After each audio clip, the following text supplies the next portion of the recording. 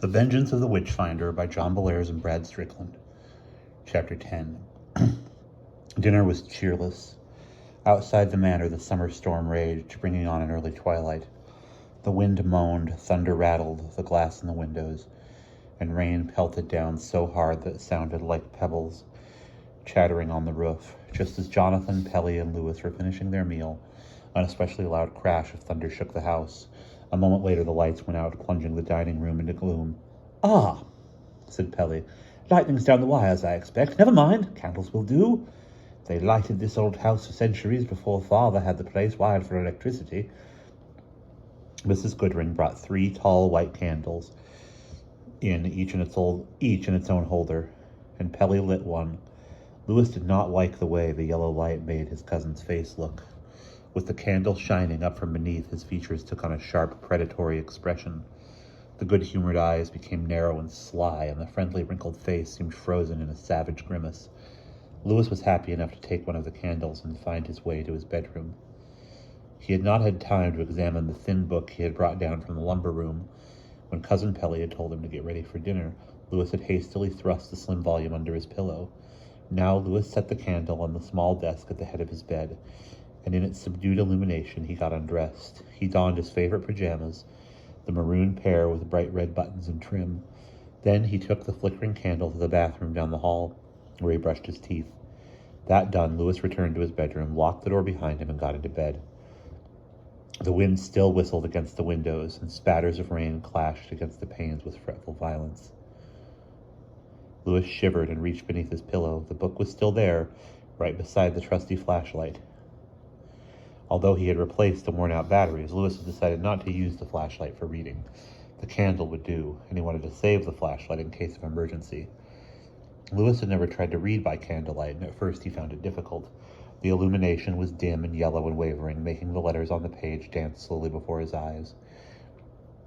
The book proved to be a handwritten diary, and the writing was very old-fashioned and hard to read. The letters looped and scrawled and squiggled across the page, and the ink had faded to a rusty brown, since the brittle old paper had taken on a deep tan color with age. The writing on the pages looked dim and faint. The cover of the book bore no title, so Lewis studied the flyleaf of the diary for a long time before he was really sure what the writing said. The persecution for witchcraft of Martin Christian Barnevelt, writ by himself, anno 1688. Lewis struggled through the first few pages, and gradually he learned how to interpret the old-fashioned handwriting more easily. His eyes grew round as he read Martin Barnevelt's story, written by himself. The book began, "I, Martin Christian Barnevelt, finding myself growing old and infirm, am determined to set this account down for posterity, that in the future years my descendants may understand and know the truth behind the false, vicious, and wicked accusations brought against me." The sentences were all like that, long and rambling and swimming with commas like schools of little black tadpoles. Still, the story told by the antique writing was a version of a tale different from the others Lewis had heard or read. It even differed very wildly from the privately printed book done by Martin Barnevelt's own son. Lewis gathered from the book that Malachi Pruitt's witch-finding hunt had hurt a good many people, not just Lewis's ancestor. Martin wrote that he had witnessed Witchfinder Pruitt's persecution of 2 poor, harmless women of the county, both widows, and both doubtless innocent of any evil whatever. The fact that old Pruitt had taken over Barnevelt Manor and held his witchcraft trials there especially irritated Martin. If those poor souls confessed the practice of the black arts, then who among us would not if tormented by the devilish machines that Witchfinder Pruitt has installed in my cellars? Martin asked at one point. Then the book took a sinister turn. At first, Martin merely explained what had happened to the 2 poor women, how Pruitt had brought them for trial, for conjuring, and for having familiar spirits in the form of a cat and a toad. But Pruitt was not both judge and jury. A panel of sober and decorous men sat as the jury, and before they would condemn the women to death, these jurors insisted on convincing evidence. This they got. Martin wrote, "Signs and wonders of undoubted magic did appear, viz. The moving of objects without any visible hand, the cuffing and scratching of certain of the men by an invisible animal or sprite, and divers other marvels." At first, the scary events took even Martin in, and he was ready to believe that the women were witches, even though they wept and protested their innocence. Then a darker explanation occurred to him. Once, when the confusion reigned of some invisible spirit groaning and trampling and making other sounds, I kept a close watch upon the witch-finder. I saw him make certain gestures and movements of a mystical significance. And so I came to understand that Witchfinder Pruitt was himself the wizard, but he did not become aware that I watched him, and so he determined to make me his next victim, and so gain a hold on Barneveld Manor forever.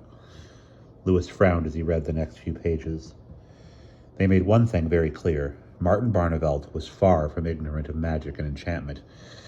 He wrote that Malachi Pruitt used a spell called the Summoning of Invisible Servants, a true act of evil sorcery. The villain then sent forth these airy and insubstantial spirits, wrote Martin, to deceive witnesses into belief that the poor innocent women he accused did work these wonders that the jury took as proof. However, Martin had no way of proving that, and soon Pruitt ordered Martin himself imprisoned under a charge of witchcraft. Pruitt had him locked up in a cellar room of the manor, where Martin came to despair. Fortunately, one of Martin's servants brought him his meals. The accused wizard sounded out this man, and he found that the servant still felt a great loyalty to him. "I ventured then to ask this good fellow," wrote Martin, "to bring unto me a charm of great goodness and power, viz. The amulet of Constantine. He found occasion to take it from my study, and to convey it privately to my cell. There I performed the necessary incantations." Lewis blinked. Old man Barneveld had been a wizard after all, but then Jonathan Barneveld was a wizard, and his magic had always been harmless and good. Somehow, Lewis felt that Martin had been the same kind of magician, and not a servant of evil. He read on.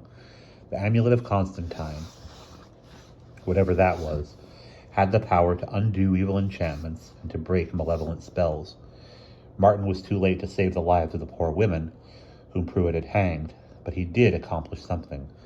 On the morning of his trial, Martin had used the amulet to cast a spell that would break the witchfinder Pruitt's hold on the evil spirit which aided him, and to lock that spirit away in a close secret place.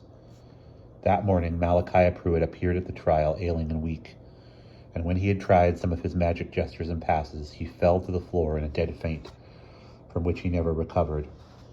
Speechless and helpless, he remained from that day, wrote Martin, bereft of his dire enchantments. Witchfinder Pruitt aged at an ungodly rate, changing from a man of 45 to one of 80 in 2 short years. And so at last he died and passed away, and the world was rid of a very wicked scoundrel. The last pages of the account were extremely terse. Martin briefly explained that Charles II, the new king who had ascended to the throne in 1660, had betrayed him. It pleased certain members of the court to whisper to his majesty that I was one of the detested Pruitt helpers and friends. The king chose to believe them, and the crown prevented me from regaining Barneveld Manor for long weary years. Angry at what the new king had done, Martin felt justified in keeping for himself one of that malefactor Pruitt's gaudy toys given him for his part in the ignoble slaughter of King Charles I. He added that, now growing old, I fear for the security of the place where I immured that evil spirit, and so I have caused a tomb of brick to be raised above that spot, and with my own hands I have fixed the amulet with its chain wrapped about that wicked Pruitt's most prized toy in the lid of this tomb. There may its righteous power keep the corrupt spirit captive forever. Lewis caught his breath. So that was what he had released from the brick vault. No wonder it had frightened him and Bertie so badly. If the book told the story correctly, the invisible creature was a spirit of darkest malice. And maybe Martin Barnevelt's diary had given him a way of fighting that spirit. Lewis shivered. His candle had burned to a drippy stump, and the wind and rain had died down. Lewis came to a decision. He would have to tell Uncle Jonathan about what he had discovered. He did not want to admit what he had done, but neither could he bear to face the idea of fighting this terrible thing alone. He got out of bed and reached for the candle. A terrible blast of lightning and an immediate explosion of thunder made him cry out. He dropped the candle and the fall snuffed out the flame. Lewis stood in darkness, his ears ringing and his heart thudding painfully. He was looking toward one of the bedroom windows, but he could see only a lingering blob of greenish light. Then the formless blob took on a shape. Lewis gasped. It was not just an after-image. A face floated eerily outside the window, looking at him. A lean, leering face with deep-set eyes. A face that looked like the awful skull moon that had glared down at him in the maze. The man in black was floating in the air just outside his window. Lewis opened his mouth to shout. He dimly saw two long, bony hands weaving an inarticulate gesture in the air. The book in his hand grew hot.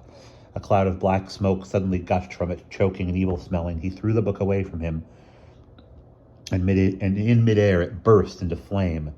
It burned to nothing in a poof, and Lewis heard triumphant laughter ringing in his mind. Lewis's head spun, and he fell to the floor, unconscious. And that is the end of chapter 10.